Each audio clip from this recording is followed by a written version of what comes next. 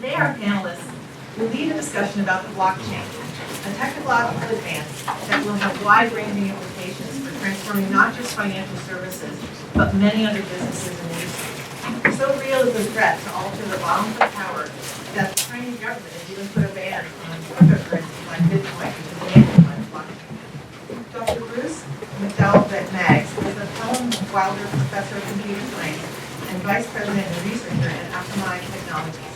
His research focuses on distributed systems, including content delivery networks, computer networks, and computer network security.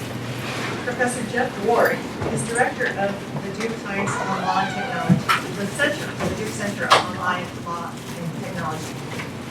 He aims not only to help lawyers in a tech-driven legal practice, but also to facilitate leadership at the intersection of law and technology. Jeff and his students explore technologies that are here, emerging technologies that are near, and the frontier technologies that make you say, oh dear. Our speakers will take the stage for about 10 minutes each, and then the remainder of the program will be open for your discussion and your questions. I'll let our speakers start.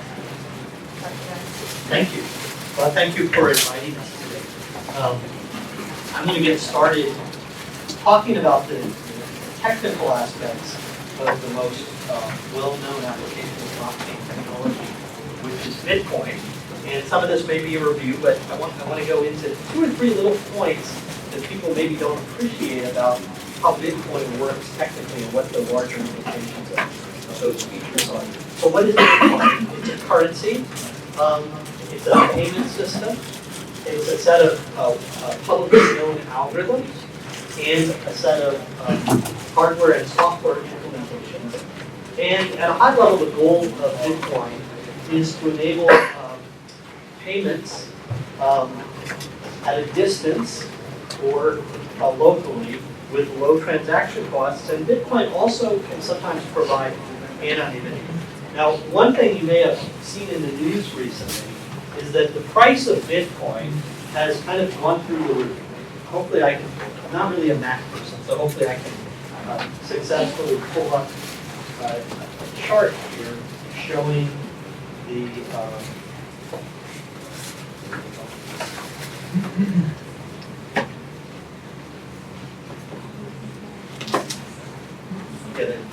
this is a chart showing the market price of Bitcoin over time. By the way, this is a fantastic website if you want to know anything about Bitcoin. Go to blockchain.info. One of the neat things about Bitcoin is that it operates in a very public fashion. Every single transaction gets posted to a public ledger. And so you can find out just about any statistic you want about how the currency is being used, although maybe not exactly who is performing the transaction. And you can see that there was a run-up from a year ago where the Bitcoin price was about $600 to today where it's almost $4,000 per Bitcoin. So that's part of the insane. Now, Bitcoin relies on a large peer-to-peer network of Bitcoin miners to help to support the Bitcoin ecosystem. And we'll go into details about how exactly they do that, but billions of dollars have been invested and hundreds of millions of dollars are spent every year supporting the mining process. And the rationale or the incentive for the miners is that they receive rewards and transaction fees when they help to extend the blockchain, or in particular when they add a block of new transactions to the blockchain. So I'm going to need continued support up here. I want to show you some very basic statistics about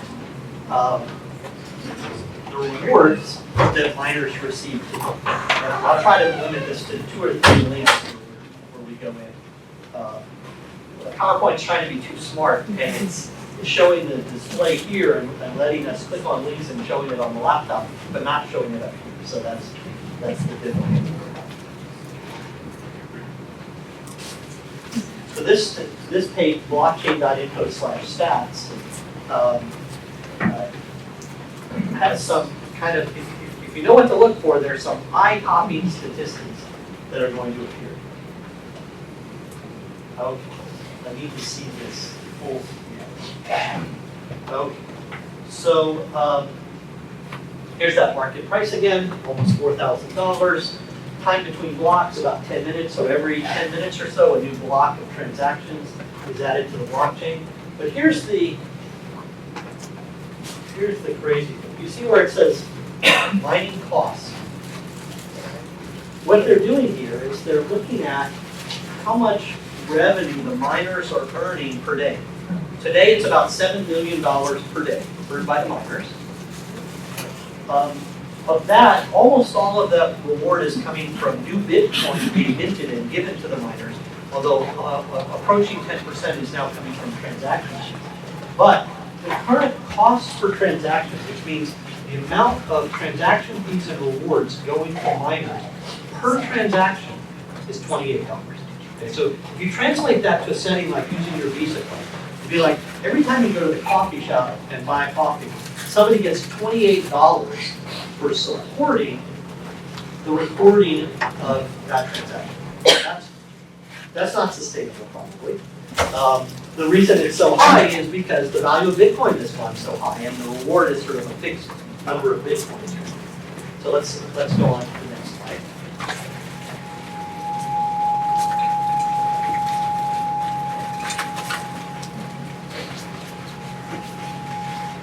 Okay, thank you. So, what is this blockchain? So, it's called a blockchain because it's a series of blocks.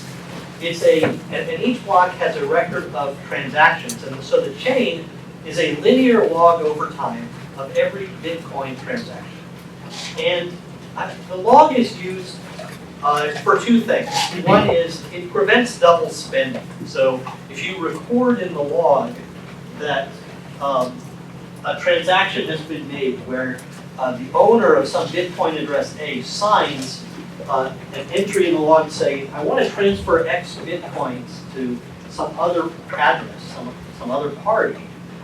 Later on, if that same owner of address A tried to transfer coins to a different party that had already been spent or transferred, everybody would see that's double spending, and that's not allowed. This block would not be recognized as that. Okay, so the purpose of having this publicly accessible log is so that everybody can agree on all of the transactions that have been performed. And everybody can validate every transaction and check that, well, these coins really still exist. In this case, they did not. Now, one thing that's interesting about Bitcoin is that it's important that all parties involved agree on one blockchain. And yet, parties are allowed to participate anonymously.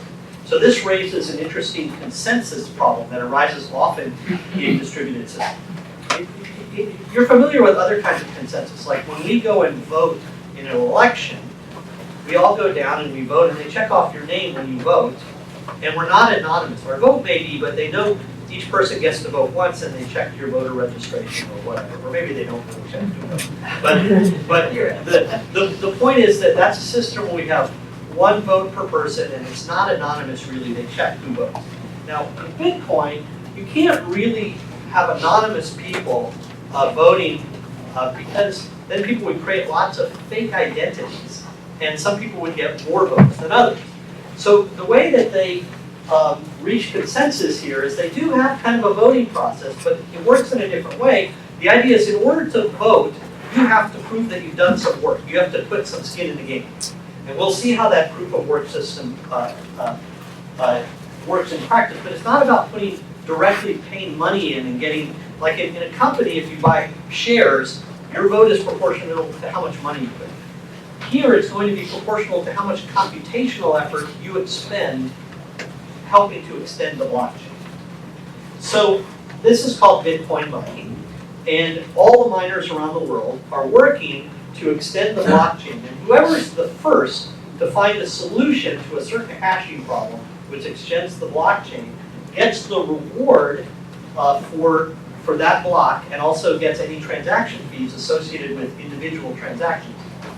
Today, the reward is about 12.5 Bitcoins. So that's big because a Bitcoin at $4,000, that makes that reward about $50,000 per block. Mining is the only mechanism for creating new Bitcoins. Today, there are about 16.6 million Bitcoins that have been created. There will never be more than 21 million because the mining reward continually drops over time. Every few years, it's cut in half. And that means that eventually, miners will be compensated only with transaction fees and not with rewards anymore as that goes down to zero. One thing that's interesting is there's a huge pile of Bitcoins that were mined in the very early days when the system was created that have never been spent. So the creators of Bitcoin are apparently sitting on a big pile of coins. So how is a new block created? So let's say you're a miner, you want to get your reward. You gather a set of pending transactions, and all the miners hear about all the transactions because when you try to spend a Bitcoin, you broadcast into this peer-to-peer network saying, hey, I'd like this transaction to be added, and optionally, I'll pay you a transaction fee if you'll take it. So miners gather some of these, as many as will fit in a block, prioritized by the ones that have the highest transaction fees. They check them to make sure there's no double spending. They add a transaction that says, okay, this goes to me, the reward goes to me, or possibly to a mining pool that I belong to. And then they solve the hashing problem. And this is the hard part. To be the winner, you have to be the first to solve a hashing problem. Okay, and I'll show you what that hashing problem is. Here's where we're going to get kind of deeply technical. This is keys balancers. Okay, the hashing problem, a hash is a way of taking any kind of data, any block of data, running an algorithm on it. In this case, the algorithm is a well-known standard called SHA-256, which then produces a fixed length string of bits. And if you're the miner, what you do is you create this block of data that has the block version number, a hash of the previous block header, a hash of all the new transactions you're including, the reward, a few other things, and something called a nonce, which just means an arbitrary value for one-time use. Then you apply the SHA-256 algorithm to this, and if the result has enough leading zeros, you found a winning solution, and you broadcast that into the peer-to-peer network, and if you're first, the other miners will recognize that and say, okay, we've got a winner for this block, that is the next block on the blockchain. And then they move on. And the difficulty, the number of zeros, is automatically adjusted by the Bitcoin algorithm over time, so that about every 10 minutes, a new block is added. Notice here that there's this notion of including a hash of the header of the previous block. That is what forms the links in the blockchain. That's how the chain is held together. And the idea behind doing that is that if one person or a group of people later went and said, oh, I disagree. I think that older block, some transaction wasn't actually present there. The next block would have the wrong hash value. It wouldn't match the hash value from the previous block. And everyone would say, you can't be right. The next block and everyone following that disagrees with what you're proposing. So this is where the word chain comes into blockchain, is that you include a hash of the header of the previous block. Now, the difficulty of solving this problem is that nobody knows today, as far as we know, how to pick a nonce value such that when you include it with all this other stuff and you apply a hash function to it, the answer has a lot of zeros. The best algorithm known is just pure trial and error.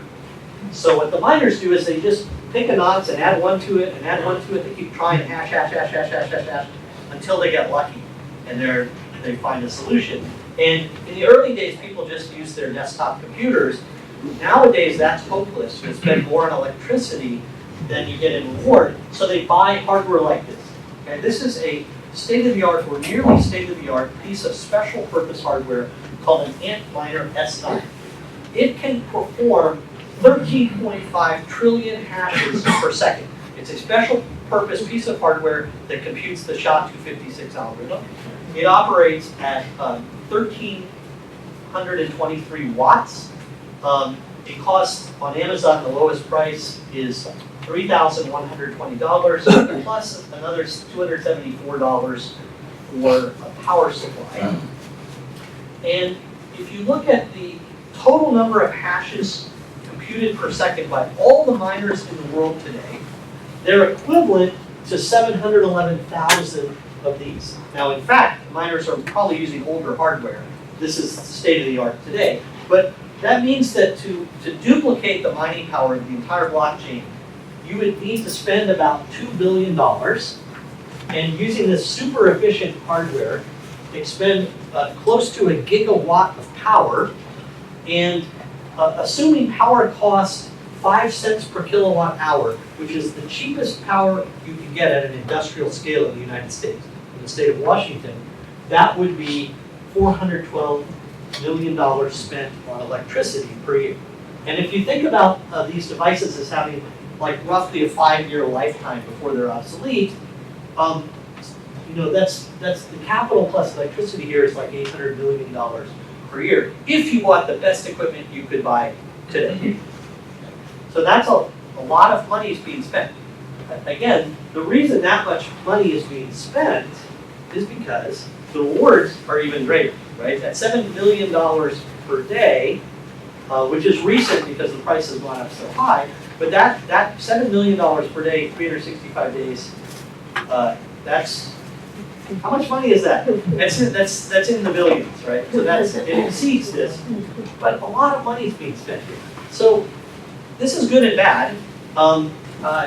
Basically, if the miners are earning $28 per transaction, they're probably willing to spend $20 per transaction, or something like that, or more, on electricity and on hardware. And unfortunately, this system, all this hashing is not actually productive for anything else than maintaining the blockchain.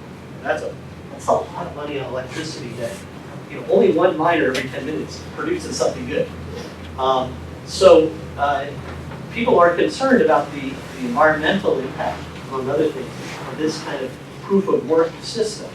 But it sort of says that as long as those rewards are high, it would be difficult or at least pretty darn expensive for anybody to come in and spend so much that they got a majority of the mining power. However, the majority of the mining power probably is concentrated in China today. So we talked about the Chinese government and their various regulations concerning cryptocurrency. The story there is a little complicated. They haven't outright banned cryptocurrencies. They've banned initial coin offerings and they've banned exchanges. But they haven't stopped the majority of the Bitcoin miners or the majority of the computing power from operating in China. I'm not a financial expert, but I think they're more concerned with the idea of sort of private banks springing in than with people supporting or using a digital currency. Okay, so I mentioned before there, if you bought one of these, you'd be one of, like equivalent of 711,000. So the odds that you were the winner in any 10-minute period would be about 1 in 711,000. That's a long time to wait until you finally get your reward. So what people really do is they join pools. And they pool together all their resources, and then they distribute the rewards among everyone who participates, and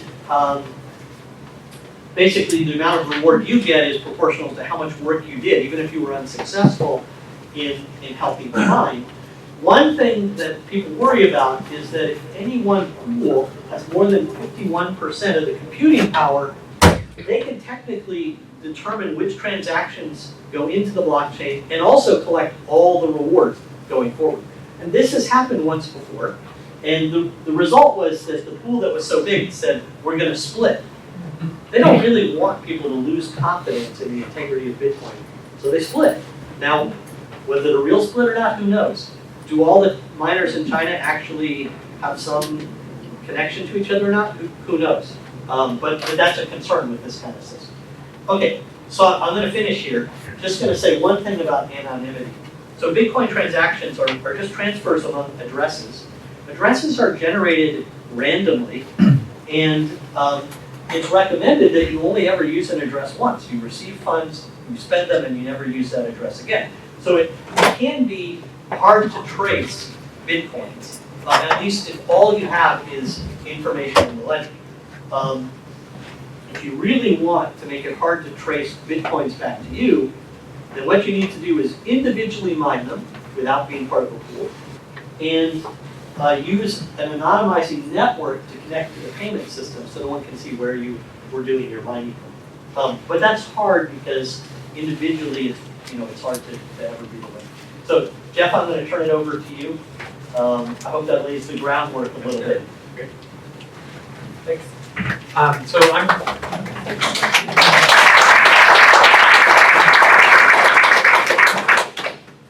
My name is Jeff Ward. I'm an associate clinical professor of law at the law school here, and as noted, director our Center on Law and Technology. I just wanted to say thank you to Science and Society. I've attended some of these events before. Dr. Michael Quammen and Dr. Walterson Armstrong gave a great talk on artificially intelligent vehicles, which was wonderful. And teach a class over here that it's a great gathering place for people from different parts of this institution, and I just have felt greatly enriched by all that Science and Society does, so thanks for having me. I'm going to take a little bit more than 10 minutes, but there's some deliberate audience participation, so I'm actually going to hand these out. You made the mistake of sitting there. Welcome, hi. Hi. Actually, don't mind. Thanks. All right, so hold on to this for a second there. So this, I'm going to come back to this in a second. This, I mentioned kind of the blocks in a row. When you see something like this, that's called a fork, and I'll come back to that in just a second. All right, so I'm going to talk to you about 6 things. So I'm going to show you one tree drawn by my daughter, 2 new swear words. This is fun, right? 2 new swear words. 3 myths about blockchain. Some of those have been alluded to already. 4 key tensions, 5 legal and policy challenges, and then 6 really dominant characteristics of blockchain. So the 3 myths. Who started Bitcoin, first of all? Yeah. Okay, so I heard the name Satoshi Nakamoto. Satoshi Nakamoto is, of course, a pseudonym for Satoshi Nakamoto, but maybe for a whole group of people. Maybe it's a male, maybe it's a female, who knows? Nobody knows. And that's good. That's actually a correct answer, so this is a little bit of a cheat on the myth. But I would propose that an alternative answer to that question would be that Alistair Darling, the former Chancellor of the Exchequer of the UK, was the one of the founders. Why? Well, because what prompted Satoshi to first send the first block was a bank bailout. £37 billion bailout of British banks in the face of the economic downturn. And so when the first block, block 0, the Genesis block, got sent, it looked like this. You see this little message over here that I'll blow up for you that says, and I'll read it, The Times, 3 January 2009, Chancellor on brink of second bailout for banks.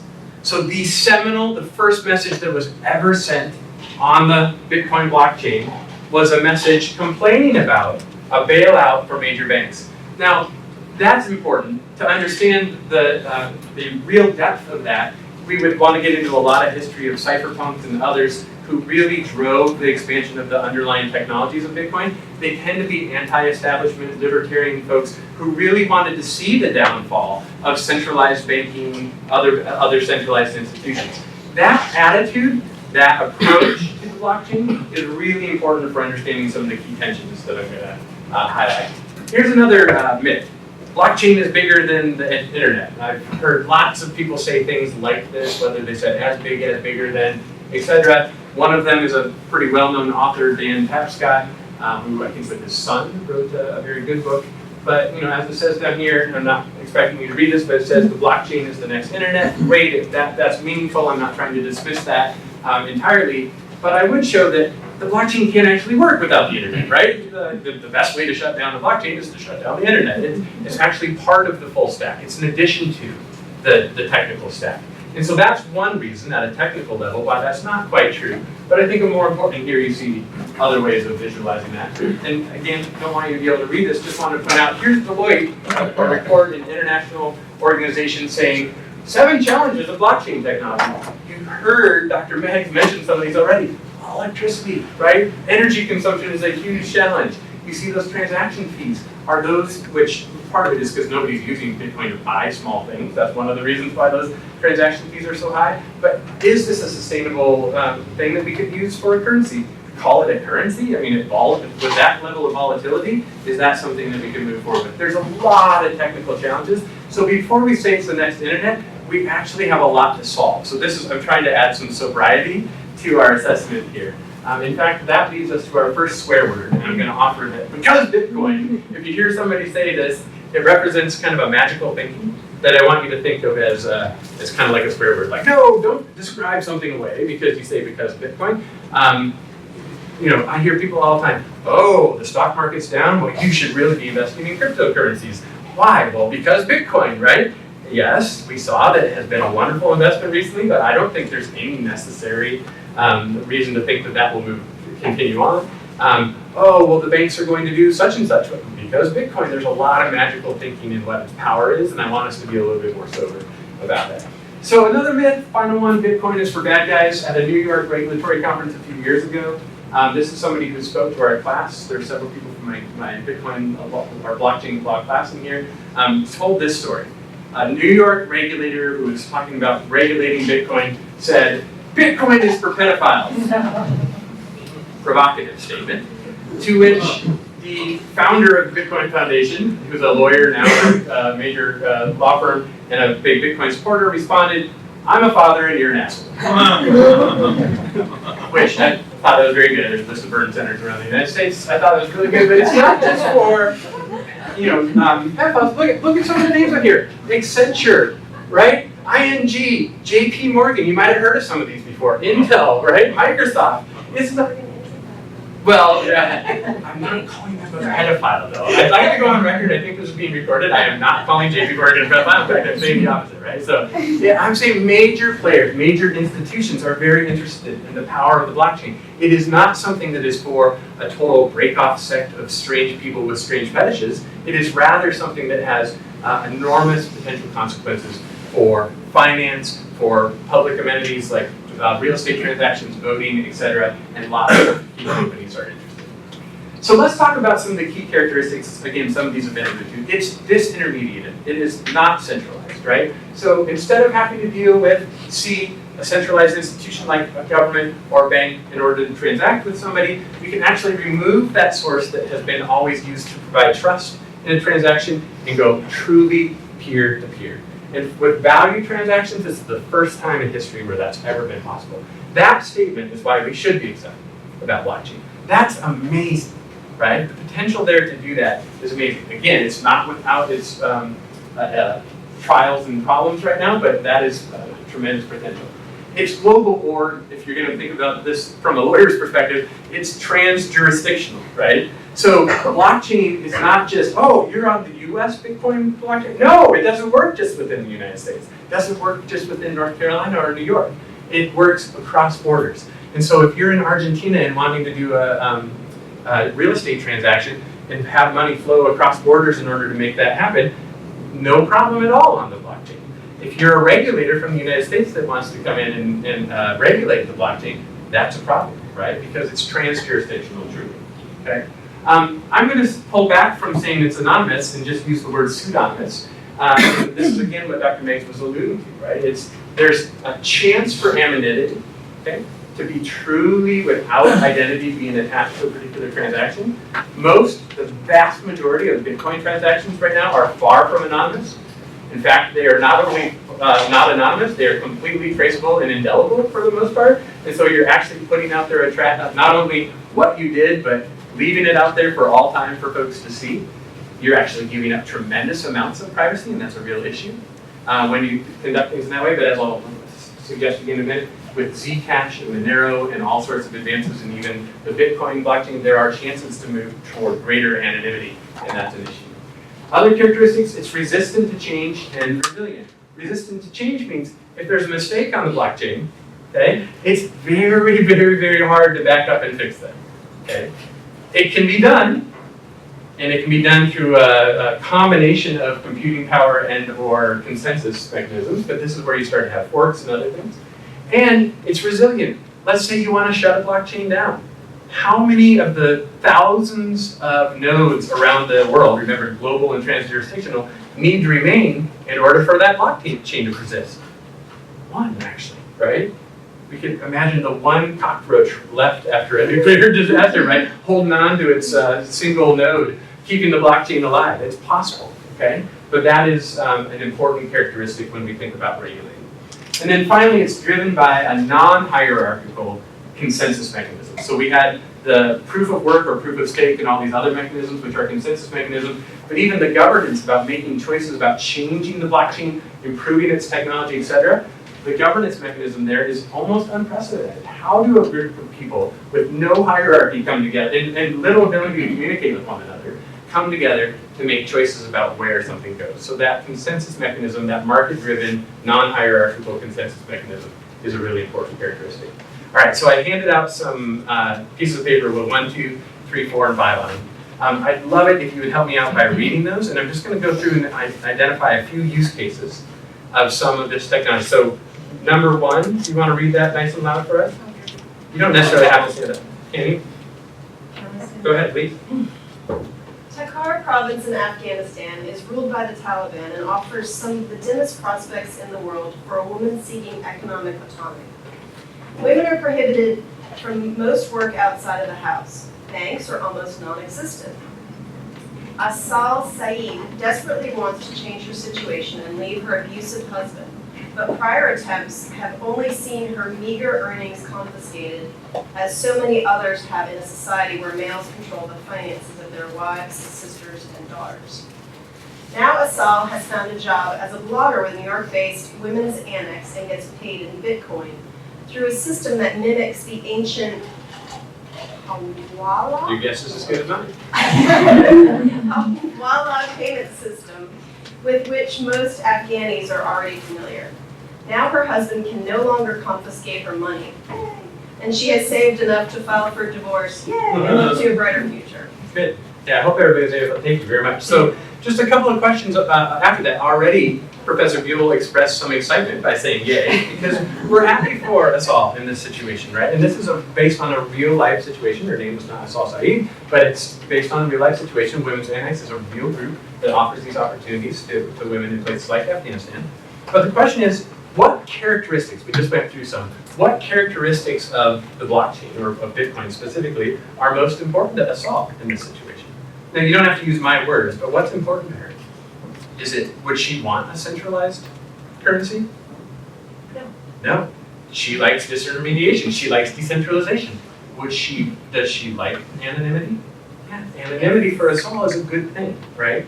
And so if we gave her government the power to control this particular blockchain, that would actually undermine why Professor Buell said yay, right? That would undermine it. Who has number 2? Can you read it for us? It's the case of FATF, Financial Action Task Force. So Afghanistan has recently adopted Financial Action Task Force recommendations. Establish financial intelligence units, FIUs, to crack down on money laundering that is used to support terrorist activities. Just as international cooperation in this endeavor emerged, however, new technologies have challenged the FIU's efficacy. Blockchain technologies such as anonymous, dark wallets, and even mixers, tools that obscure the chain of transactions by linking all transactions in the same blockchain address and mixing them to create the appearance they were sent from a different address, have made it very difficult for authorities to track and stop terrorist funding. Thank you so much. That's great. We went back to the same country. Now Afghanistan has adopted these recommendations from the Financial Action Task Force to stop money laundering that's been used to support terrorism, right? That's an important thing. I think almost everybody in this room should, in their head, be thinking, yeah, we want that, right?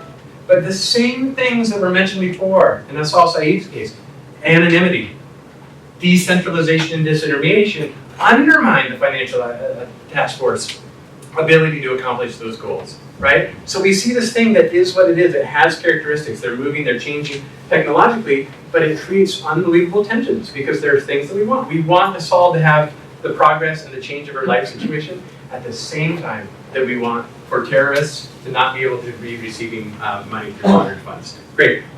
We're doing great. Number 3. This is the case of MacDowell Maggs' remittances. Remittances is, I hope everybody's familiar with that term. Several years ago, MacDowell Maggs made an enormous sacrifice, leaving behind a wife and 4 children, migrating from Namibia to neighboring Angola to seek a better economic future for his family in the city of Luanda. Each month, he uses a major international remittance to transfer 33,000 Angola kwanza, which is about $200, to help feed and shelter his family. Each time he makes such a transfer, it costs about $50 and takes up to 7 days to settle before his wife must leave her children, travel to a distant bank, and show identification, and pay a receiver fee to collect the funds. Great. That sounds like a problem, right? I mean, this is a huge transaction cost that is real. To a non-European economic zone country, if you're going to transfer money even 100 miles, right, you all of a sudden pay those kinds of fees.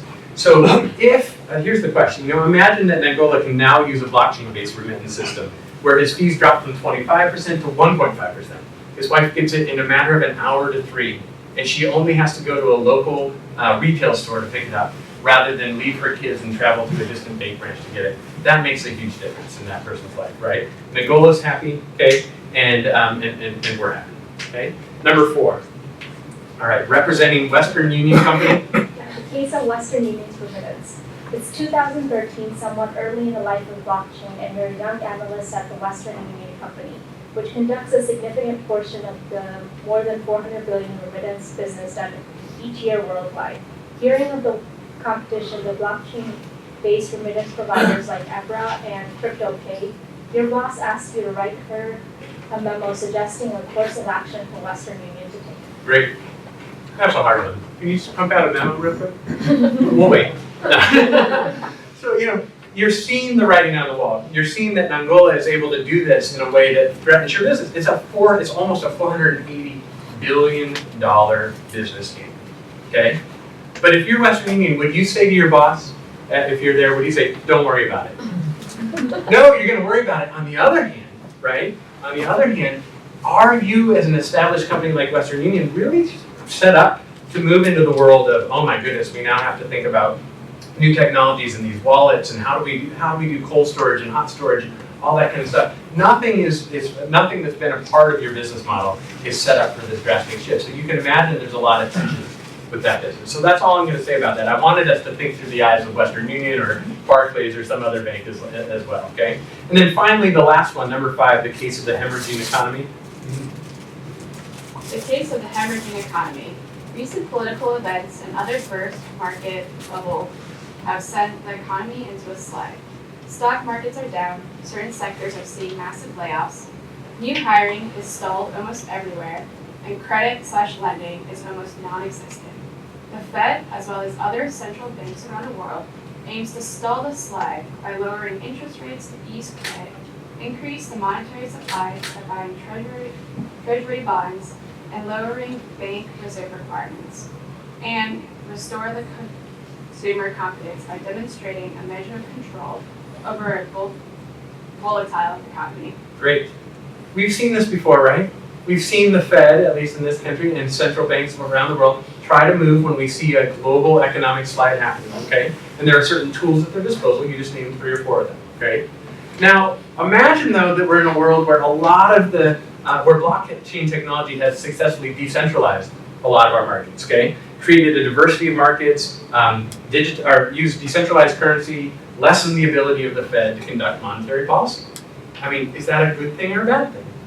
Now, this takes us all the way back to Satoshi. Satoshi's first complaint was centralized monetary policy. That's what prompted him to do this.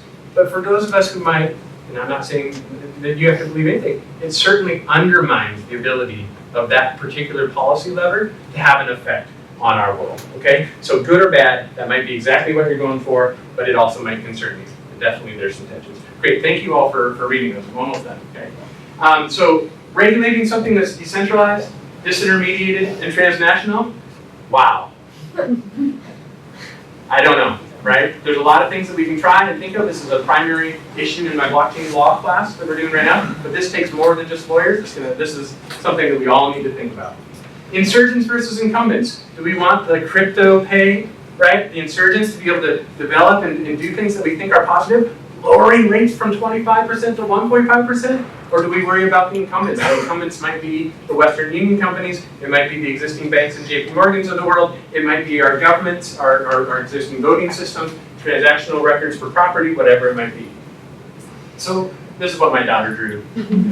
That's a happy tree full. You can imagine that this is our, in some place like the United States or Sweden or elsewhere, we have a very high functioning payments, system of payments, banking, etc., lending, credit. But what happens when it starts to whittle away, right? Through these, do we move in to protect the incumbents because it's important to us? We have a good thing.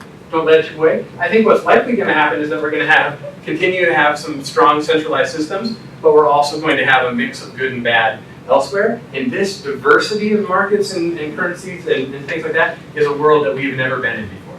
Okay? And there are just a host of questions for everybody from philosophers to public policy folks to technologists to lawyers to others that need to start to answer these questions. How do we regulate a rapidly emerging technology? What Bruce described today is going to be different tomorrow, right? What he describes tomorrow is rapidly going to be different the next day. So we're also trying to hit a moving target. And that's a real challenge for us and a primary attention. Innovation versus protection. Do we make space to innovate, or do we immediately worry about consumer protection, for instance? Do we immediately worry about that tree getting sicker and sicker to protecting our current systems? Allowing for innovation. How do we balance the lawful versus the lawless, right? How do we try to allow for people like us all to have some anonymity and to do things outside of the scope of her Taliban government, right, rulers, while at the same time not facilitating criminals, fraud, terrorists, etc. That's primary attention.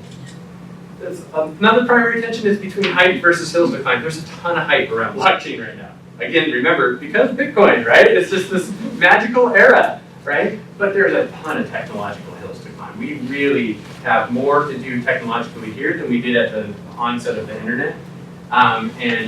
There's less understanding publicly, I think, even about the blockchain than maybe there was about other kinds of networks then. So remember that we have lots of hills to climb. How do we govern? Here's your next swear word. Fork off, okay? So when you're dealing with a consensus mechanism where everybody's building their own code-based law, some people call it Lex Cryptographica, okay? Code-based law. Well, how do you settle issues? How do you, the SegWit 2 expansion that just recently happened on August 1st with blockchain, what happens there? Do you fork, soft fork, hard fork, etc.? What does crypto governance look like in a disintermediated world? If anybody's interested in governance at all, man, what a fun time to be alive, because trying to answer these questions is cool. And then I think maybe most importantly, how do we ensure that these new technologies do accrue to the Asal Saeeds of the world and accrue to the benefit of all, rather than just consolidating power more in the hands of the existing haves? And I think that's a really important issue. So just a few tensions at the end. I always end with cats, but I'm happy to take questions. So.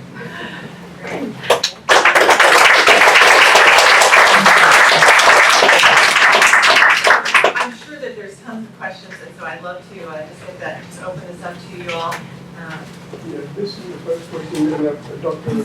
Stand up and Bruce. speak loudly. Dr. Bruce, who was talking about Antminer, the amount of power consumption and other things. In today's cloud computing world, where you have Spark distributed processing capability with in-memory storage capabilities, that's easy. You should be able to resolve that issue, right? No, it turns out that the types of computer hardware that are deployed by cloud providers is orders of magnitude less efficient for performing this one very specific task of computing a SHA-256 hash. So it's not possible to make money without using specialized hardware. Any other platform, you would use more electricity. The cost of electricity would be more than the expected reward. Does anybody else have a question, or you want me to, okay. Sure. So right now, sort of alluded to how volatile cryptocurrency prices are. And I'm very much a fan of cryptocurrencies. I think they're super interesting. But one thing I'm really concerned about is as long as that volatility continues, I think it's going to be difficult for people to see it actually as something you can like spend money on. Like you hear stories about people who spent like $100,000 buying a pizza from Pizza Hut, and now they're just like very sad about that. So people are probably concerned that like maybe they'll spend the cryptocurrency, price will shoot up, and all of a sudden they're out, $100 or whatever. So how do you think cryptocurrency markets will be able to stabilize in such a way that they'll actually be usable for something other than speculative trading? So on the pizza thing, I mean, the first transaction ever using Bitcoin was 2 pieces, right? And it's actually probably closer to $21 million today than they were or more. So yeah, that person, I hope they were really tasty. So I mean, I always like to think about technological solutions, and maybe Bruce can say more about that. But you know, something like Minex coin, MINEX coin, is trying to approach stability, price stability from a technological perspective. The way it's coded in is supposed to have a little bit of less possible movement, and that's one approach. Derivatives and swaps and others, kind of hedging in markets is another approach to trying to stabilize currency. Adoption is really important, right? So once people start to adopt and use, it will even out. That's a big question to me. I'm not sure that's going to happen. When's the point where somebody finally says this looks less like a commodity investment or something else to me and more like a currency? That's, I don't know where our psychologists and human factors people are. That would be in sociologists. When does that happen? And that might have to happen with a different currency. I mean, there's over 1,000. There's lots of crypto tokens right now that are going out there, and it might have to wait until we're done with primary mining, and then it just settles into a transaction cost. You know, what's it going to be? I don't know in that way, but I would just highlight that there are technological kind of market-based, and then a lot of it is just human psychology. Tax would make a difference too. How do we treat it from a taxing perspective would help to settle something. So I have 2 questions. How do you feel that proof of stake versus proof of work really works to try to help balance that system out when you have those different? And then talking about blockchain separate from the cryptocurrency, right? Like the marijuana industry is trying to use or implement blockchain for consumer sake to try to really trace the heritage of the products they sell, so the consumer can feel a little bit more as though the information they're getting has veracity. And so it's trying to get this sort of unstable market that's kind of illicit but not illicit, depending on how you view that. And how do you see that really working in these sort of industry-created blockchains? Because obviously it's not, I don't know if how they're gonna spread their blockchain, where they're gonna put their nose, or how they're gonna do much of that stuff. Well, let me start first for the rest of the audience explaining what you meant by proof of stake. So what we've described so far as proof of work, that's where you get to vote. The weight of your vote depends on how much work you demonstrated that you performed. Proof of stake is more like a traditional way that you vote when you hold shares in a company. And so instead of doing any work, you just say, well, listen, I have invested this much in the company, or somehow I own this much of the currency, therefore, here's how I cast my vote. And certainly an advantage of that is that there's no wasted work. And in some ways, the proof of work system is a little bit like that anyway, because your vote is sort of proportional to how much hardware and electricity you've invested. So if you instead would just put that money in somehow to buy a stake, it wouldn't be so different. Having said that, because they're similar, it's not clear to me what impact that would have on fluctuations of the currency. Yeah, I mean, I think energy consumption is a major one. So once you move away, so anytime whether it's proof of work, proof of stake, the current variations or new ones that we haven't imagined, we're moving away from the trusted transaction of a bank or something like that to another mechanism for decentralized, trustless transactions, right? So one way that you can gain trust is by saying, hey, you have a stake in this, right? And so that allows us to move a little bit further away from total dissemination and total disintermediation.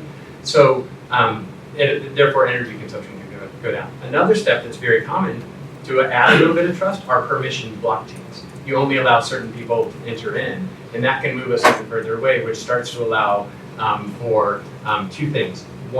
fewer nodes that have to run in order to, and fewer energy consumption, and maybe some rule setting from that centralizing organization, from the gatekeeper, that could help to maintain less volatile markets. That might be, I mean, it would take some thinking there, but I do think that imagining something different than the totally open Bitcoin model that relies on proof of work is really important to accomplish some of these, overcoming some of these deficiencies in the technology. Your second question was about like chain of title, chain of provenance of goods. I mean, the fishing industry, for instance, this is really important to them right now. That there's a presidential task force on verifying the where fish has come from, so that it's not fake. So it's not, that's one. Lots of logistics companies want to use it, but there you want total exposure of the. Most likely, you want total.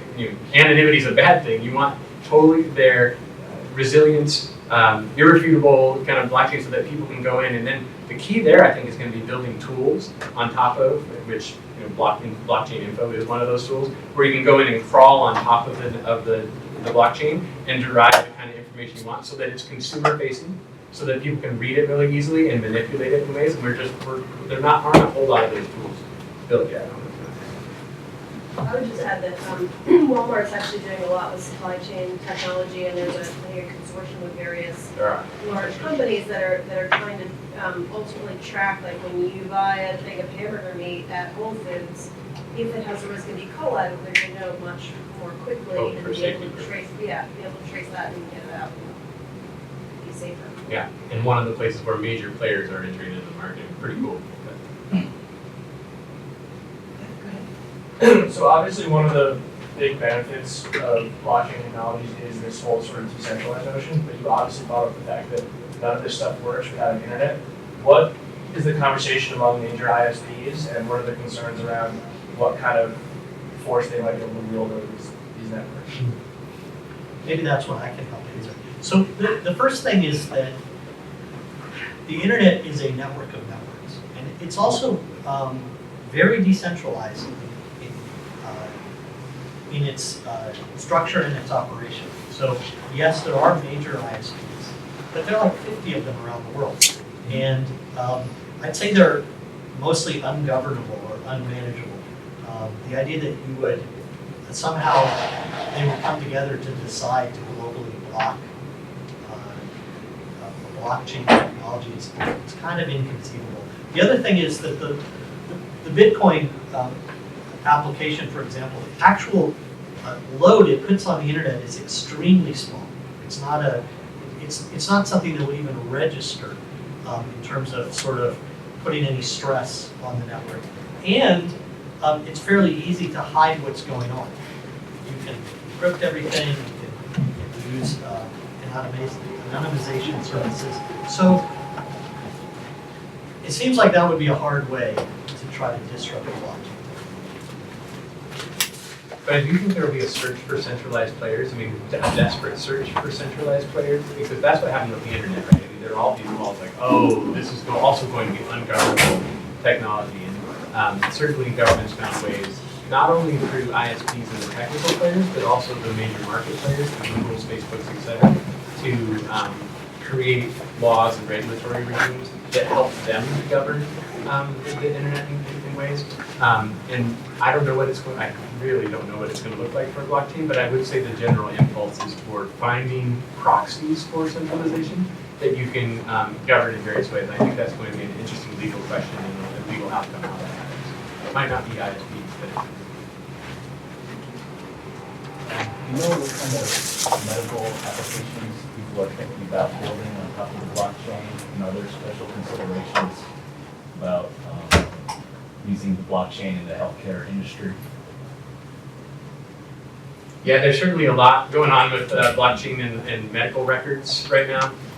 One special consideration, of course, is the paramount privacy issues that are there. We have HIPAA, and other countries have similar regimes to protect medical information, so that you can't associate that kind of medical information with the patient or whoever owns it. The GDPR, the General Data Protection Regulation that goes into effect in the EU next year, includes things like rights to be forgotten and that are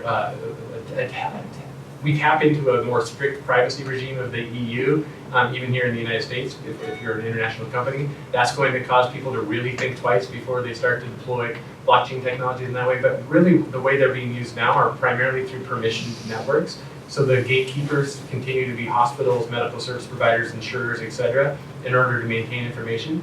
But the argument is that allowing people data portability, the ability to move from one doctor to the other, fewer mistakes, the ability for themselves to go in and say, oh, you know what, they put this diagnosis or this medication, but that's wrong, and actually correct the record. All those kinds of things are held out there as great consumer or patient benefits. And so there's been a lot of attempts to try to use the blockchain in those environments. We can move over to the research side, not just the patient medical side. There's a whole lot in kind of research and creating commoditized research outcomes that can actually help facilitate the development of medicines in kind of underdeveloped countries or places where there might not be a natural market as well, because you're creating new property types. That's fascinating, kind of blows my mind kind of stuff, but there's a lot of really interesting projects going on in the medical world. Any other questions? So blockchain, I've heard, has the ability to really change and shift the way wealth is and money are accessible to people who maybe previously aren't on like wealth markets, or maybe don't have enough money for a bank account, or the issue with remittances being like Western Union costs to transfer money and everything. Do you think blockchain as a technology has the potential to maybe shift how wealth and when wealth is distributed, maybe not from like a tax top-down wealth distribution structure, but maybe like the peer-to-peer network, and how could that maybe shift the way wealth kind of circulates around the globe or even in a country? Well, I think that's a good question. I think actually some of Jeff's examples, like the remittance example, shows that in places where you don't have a well-oiled financial system already, you can almost immediately change the way wealth distribution works. Here, I think that's probably not going to have quite as much impact in the short term. I mean, one example here might be just initial coin offerings. So, we have a securities regulation regime that's ostensibly to protect consumers and protect people from losing their wealth. But another way of framing that could be, and I don't know where you stand politically or anything like that, it could be that it's making sure that an opportunity for economic growth is available only to a small subset of accredited investors, right? And already we're seeing ICOs, initial coin offerings being made available with very little restriction. I mean, the SEC didn't even speak on it until just a couple of months ago, to a broader set of people. Now, I think a lot of that is going to, the SEC and others are going to say, we told you so, because a lot of people are going to lose money. On the other hand, I think it's going to keep pushing whatever boundaries, and people are going to start having access to markets that they didn't have access to before. I don't know what the outcome of that's going to be, but it's certainly a really important thing. It's one of the things Bruce mentioned China feeling upset about, are the initial coin offerings specifically, to not have control over those for whatever reason, benevolent, malevolent, neutral, whatever, really changes the ability of centralized players to control access to markets, and that's huge. By the way, Jeff used the term initial coin offering, which I don't know that we defined. That means a new cryptocurrency is announced and put into operation, just as Bitcoin was at some time in 2009. And some of the concern there is that, first of all, the deck may be stacked very much towards the founders of the cryptocurrency, and they get some kind of windfall. Like, who wouldn't want to start your own cryptocurrency and keep a third of the coins to start with? Yep. But the risk is that, not only is it highly speculative to anybody who starts participating or purchasing cryptocurrency in this new coin offering, these systems can have technical flaws as well, and the whole thing can collapse. And even very well thought out systems like the Ethereum system had a flaw in the way contracts could be written, and suddenly $150 million is gone. Some coins were just black hole that could never be spent again, and it was a huge hassle to figure out how to repair this. So there's this risk that anybody can start their own cryptocurrency that the investors might get either purposely or accidentally swindled. Well, I want to thank you all so much for coming today. Again, we'll have another series next month about lab-produced brains. So I hope that entices you to come back. And thank you again for